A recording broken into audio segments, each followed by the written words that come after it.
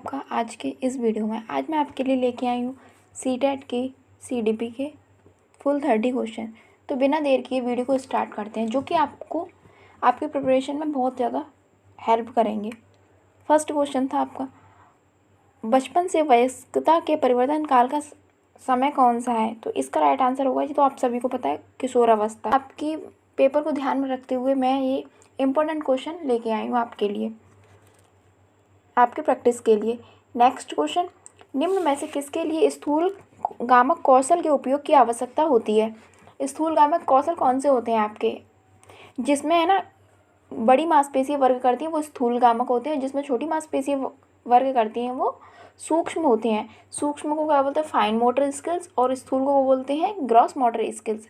तो ब्रश से पेपर पर पेंटिंग करना ये हमारा सूक्ष्म है, तो ब्रश से कर रहे हैं। इसमें हमारी हाथ की छोटी मसल्स वर्क करती हैं। पेपर के टुकड़े काटना और चिपकाना, इसमें भी छोटी मसल्स हैं। सुई में धागा डालना, इसमें भी छोटी। चलना और दौड़ना, इसमें स्थूल गामक कौशल का ये उदाहरण है। नेक्स्ट क्वेश्चन, समाजीकरण की प्राथमिक संस्था क्या है? समाजीकरण की प्राथमिक संस्था परिवार।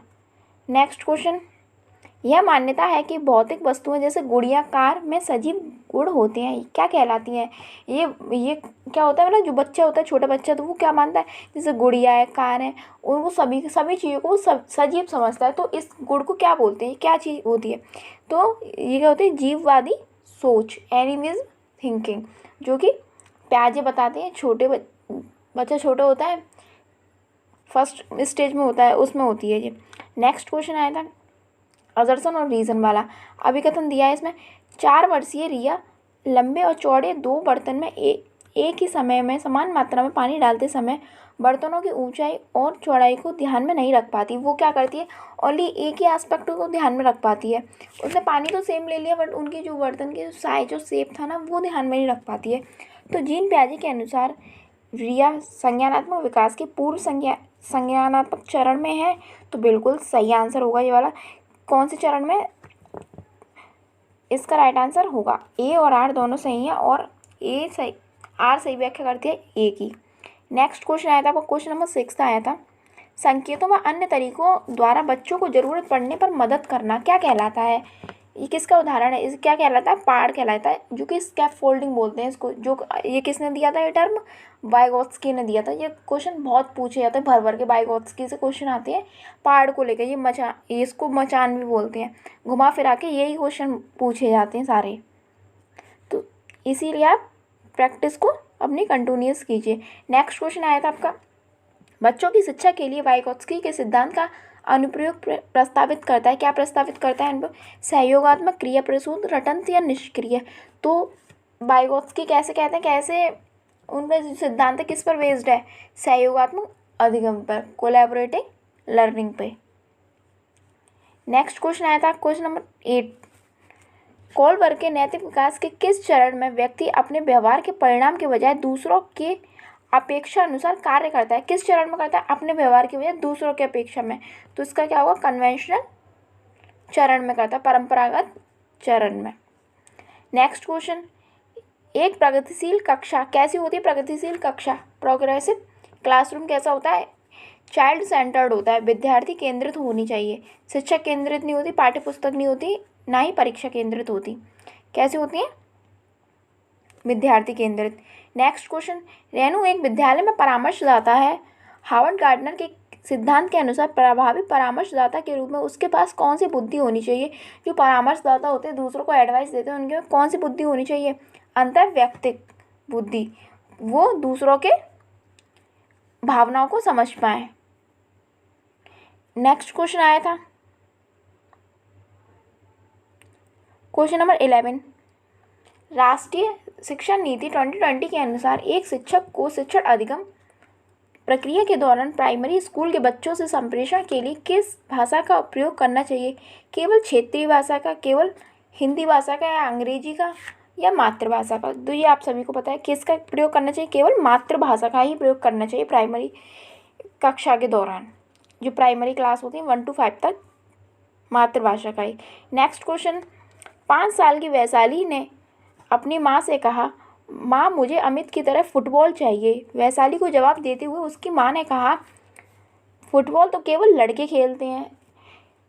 तुम्हारे लिए एक छोटी सी प्यारी सी गुड़िया लाऊंगी। माँ का जवाब क्या दिखाता है? जेंडर भूमिका में लचीलापन, लिंग समता। समता तो है ही नहीं यहाँ पे, क्योंकि उसमें भेदभाव कर दिया ना।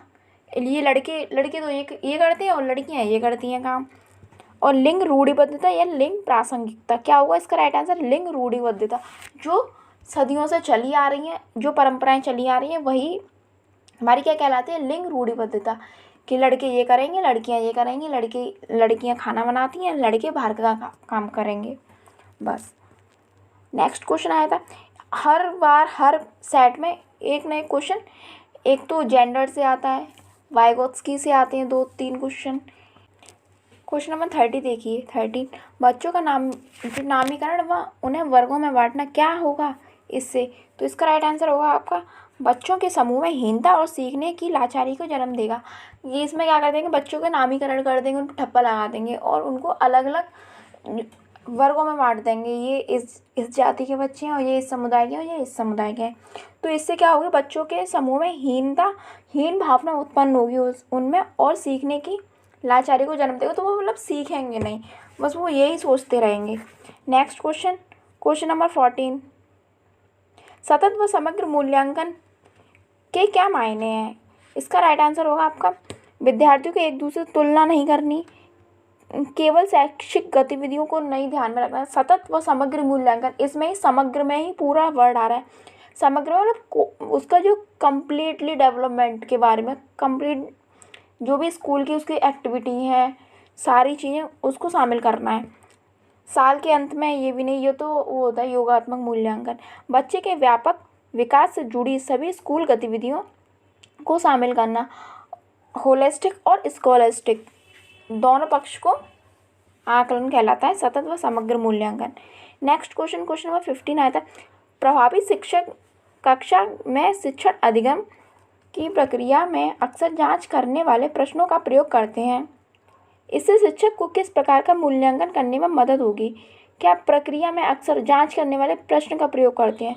तो जो प्रक्रिया चल रही है, मतलब टीचिंग प्रोसेस चल रही है, उसके दौरान जो जांच करते हैं, तो वो कौन सा कहलाता है? हमारा फॉर्मेटिव असेसमेंट कहलाता है। प्रक्रिया के दौरान फॉर्मेटिव असेसमेंट, और जो साल के अंत में होता है वो क्या होता है? हमारा समेटिव असेसमेंट, योगात्मक मूल्यांकन। ये हमारा रचनात्मक मूल्यांकन होगा इसका राइट आंसर। नेक्स्ट क्वेश्चन, एक समावेशी कक्षा में शिक्षिका की क्या भूमिका होनी चाहिए? बच्चों की विविध ज़रूरतों को पता लगाना व उनका ख्याल रखना, बिल्कुल सही बात है। उनकी जो भी ज़रूरतें, बच्चों की जिस कैटेगरी का बच्चा है उसकी सभी नीड को ध्यान में रखते हुए हमें उसको शिक्षा देनी है। केवल कुछ खास विद्यार्थियों पर ध्यान लगाना, बच्चों को उनकी अकादमिक क्षमता के आधार पर ऐसा नहीं करना, जो होशियार बच्चे हैं उनको उसी के अकॉर्डिंग अलग से रख देना, ये वाले होशियार बच्चे हैं, ये पिछड़े हुए बच्चे हैं। खास ज़रूरत वाले बच्चों को ऐसा नहीं करना, हमें बच्चों की विविध ज़रूरतों का पता लगाना व उनका ख्याल रखना है। नेक्स्ट क्वेश्चन, विविध समूहों के विद्यार्थियों के शिक्षण के दौरान एक शिक्षिका को क्या ध्यान में रखना चाहिए? क्या ध्यान में रखना चाहिए? हर विद्यार्थी को स्वीकारना व सम्मान देना, बिल्कुल। सांस्कृतिक विभिन्नताओं को अनदेखा नहीं करना, सुसंगत संप्रेषण बनाए रखना, अप्रत्यक्ष निर्देशन देना, विद्यार्थी को स्वायत्तता व लचीलापन देना। इसका राइट आंसर होगा आपका ऑप्शन नंबर 3। ऑप्शन नंबर 3 में दिए हैं फर्स्ट, थर्ड और फिफ्थ दिए हैं, फर्स्ट, थर्ड और फिफ्थ। नेक्स्ट क्वेश्चन, एक विद्यार्थी जिसे दृष्टिबाधिता है की विशिष्ट ज़रूरतों के लिए एक शिक्षक को क्या करना चाहिए? विविध तरह के दृश्य प्रस्तुतिकरण पर ध्यान देना चाहिए। मतलब उनको जो दृष्टिबाधिता है तो उनके लिए हमें टीवी लगा देना चाहिए? बिल्कुल नहीं, ऐसा तो हमें करना नहीं चाहिए। कई प्रकार की स्पर्शनीय और हस्तकौशल सामग्री का उपयोग करना चाहिए, हमें ऐसा तो करना चाहिए। बहुत सी मूक फिल्में दिखानी चाहिए, मूक नहीं दिखानी चाहिए हमको, वो देख ही नहीं पाएंगे तो दिखाना क्या है। बहुत सी संचलित वर्कशीट जिसमें चित्र हो देनी चाहिए, चित्र भी नहीं देने चाहिए, कोई फ़ायदा नहीं हो पाएगा जब वो देख नहीं पाएंगे बच्चे। तो इसका राइट आंसर होगा ऑप्शन नंबर 2। नेक्स्ट क्वेश्चन आया था क्वेश्चन नंबर 19, सामाजिक अंतःक्रिया और मौखिक संप्रेषण में चुनौती किसका विशिष्ट अभिलक्षण है? स्वालीनता, अवधान न्यूनता, अतिक्रियाशीलता, विकार, पठन वैकल्य, गुणज वैकल्य। इसका राइट आंसर होगा स्वालीनता। मौखिक संप्रेषण में फर्स्ट होगा इसका ऑप्शन। क्वेश्चन नंबर 20, शिक्षक बच्चों को विभिन्न रंगों वाली चिकनी मिट्टी देकर कहती है कि उनके मन में जो आता है वह बनाए। इसके माध्यम से वह बच्चों में किसको बढ़ावा देती है? सृजनात्मकता, रटना या असहयोग या अनुशासनहीनता। तो इसका राइट आंसर होगा आपका सृजनात्मकता का उदाहरण देती है कि आपको जो भी आता है आप अपने मन से कोई भी एक्टिविटी कीजिए, बनाइए कोई कुछ भी चीज़ के लिए से। क्वेश्चन नंबर 21,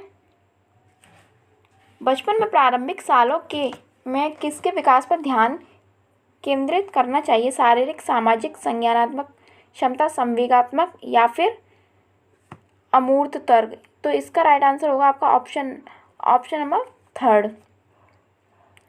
इसमें क्या है, हमारे 5th वाला अमूर्त तर्क को छोड़ के, जो प्रारंभिक बचपन होता है उसमें हमें अमूर्त तर्क को छोड़ना है, क्योंकि ये वाली अमूर्त वाली थिंकिंग तो ये लास्ट में आती है किशोर अवस्था में।